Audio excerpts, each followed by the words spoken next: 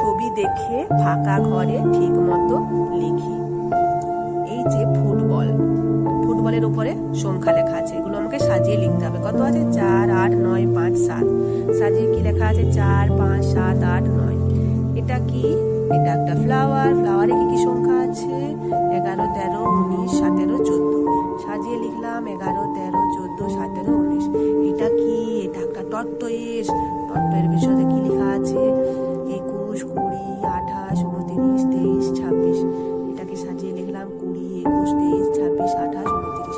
এরপর আছে বাটারফ্লাই কি কি আছে? 23, 40, 59, 98, 86।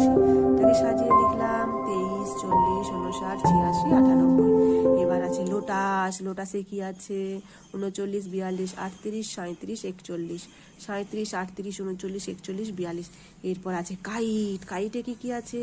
22, 27, 31, 39, 42।